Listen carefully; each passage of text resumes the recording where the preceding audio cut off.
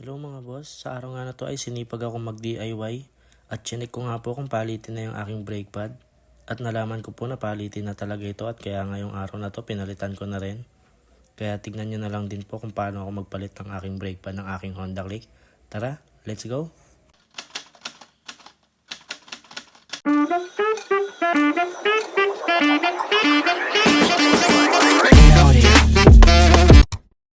Unang ginawa ko nga pala dyan mga boss, nilugan ko muna yung size 8 na tornilyo at sinundan ko namang luwagan yung dalawang Allen wrench na star. Yung size niyan ay T40. Yan po yung tatanggalin nating tornilyo, yung pong dalawang tornilyong Allen wrench para matanggal po natin yung caliper. Ganyan lang po mga boss. Kailangan po natin tanggalin yan para mahugot yung caliper natin. Tapos pag nahugot na nga mga boss, sundan naman nating tanggalin na yung niluwagan nating size 8 na tornilyo kanina para matanggal natin yung brake pad. Gumamit nga pala ako dyan mga boss ng ratchet at size 8 na socket. Ganyan lang po mga boss para matanggal natin yung brake pad. At kapag natanggal na nga natin yung size 8 na tornilyo mga boss, makikita na natin yung brake pad na ating papalitan. At ayan nga mga boss, kung makikita nyo yung brake pad ko, sobrang nipis na talaga at ilang biyahe na lang sigurado magbabakal to bakal na yan mga boss. Kaya need na talagang palitan at buti nag-check ako ng aking preno at buti nakabili na rin ako ng bagong brake pad ko na ikakabit. Kita nyo naman, napakanipis na mga boss. Pagkatapos ko nga po matanggal yung brake pad sa caliper mga boss, nilinis ko muna tong caliper. Gumamit ako dyan ng degreaser at brinash ko yan mga boss. Tapos banlawan natin at huwag natin kalimutan patuyuin bago natin ikabit yung ating bagong brake pad. At oo nga pala mga boss, huwag natin kalimutan tanggalin tong cover ng ating lagayan ng brake fluid para pagka prines po natin yung ating piston ng caliper ay hindi po magkaroon ng hangin. Huwag din natin kalimutan mga boss maglagay ng basahan sa tabi ng lagayan ng brake fluid natin in case na matapon yung brake fluid ay hindi po maapektuhan yung ating flarings, yung pintura kasi matatanggal yan mga boss pag natapunan ng brake fluid. Kaya mahalaga lagyan natin yan para safe po. At kapag naluwagan na nga po natin mga boss, ganyan lang po, ipatong lang po ulit natin yung cover. At sunod nga natin gawin dyan mga boss, i-press na natin tong piston ng ating caliper para po mas madali natin maikabit yung disc pad natin mga boss. Hindi po tayo mahirapan magkabit sa rotor disc.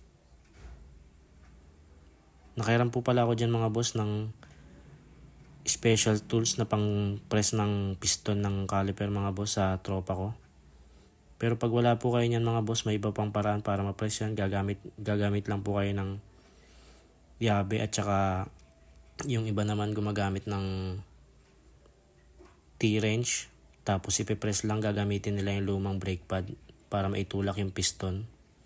Pero ay mas maganda yan mga boss, makahiram kayo o makagamit kayo ng ganyang special tools para mas madali. At sunod na nga po natin gagawin dyan mga boss, ikakabit na natin tong bagong bili nating brake pad. At alam nyo ba mga boss na 80 pesos lang yung bili ko dyan? Sa aftermarket ko nabili yung brake pad na ikakabit ko ngayon mga boss. Susubukan ko lang naman kung okay ba yung brake pad na sa ganitong halaga. At i-update ko kayo yung mga boss kung tumagal ba tong brake pad na to.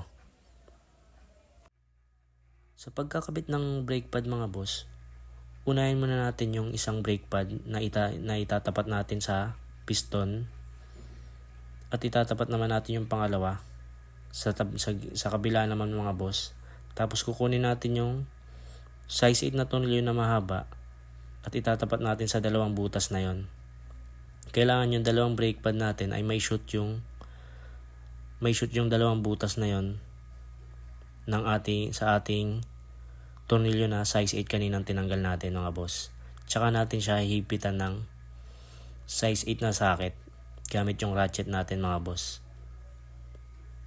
Higpitan lang natin yan. At sunod na nga natin gagawin dyan mga boss, ibabalik na natin yung caliper sa ating rotor disc o disc brake mga boss. Ipagtatapat lang natin yan mga boss yung dalawang allen wrench na tinanggal natin kanina. At madali lang naman may ipapasok mga boss dahil nga prines natin yung piston kanina kaya hindi po mahirapan ipasok yung dalawang brake pad natin dyan mga boss. At oo nga pala mga boss, wag muna natin yung higpitan yung dalawang allen wrench na yan. Mamaya na natin hihigpitan yan mga boss kapag bomba na po natin yung ating preno. At next na nga natin gagawin dyan mga boss, higpitan na natin yung dalawang tornilyo sa cover ng ating lagayan ng brake fluid. Tapos bombahin na nga natin dyan mga boss. Pag matigas na okay na yan mga boss. Tsaka natin hihigpitan yung dalawang allen wrench sa baba. Ginagawa natin yan mga boss para maging align yung ating disc brake at tsaka yung disc pad. At ganun nga lang po yun mga boss kung paano mag-DIY. Kung paano magpalit ng ating mga brake pad ng ating Honda Click. Alam kong kayang-kaya nyo na rin yan gawin mga boss. Sana po ay nagustuhan nyo tong video na to. At huwag nyo po sanang kalimutan mag-like at mag-subscribe sa aking channel. Maraming salamat mga boss.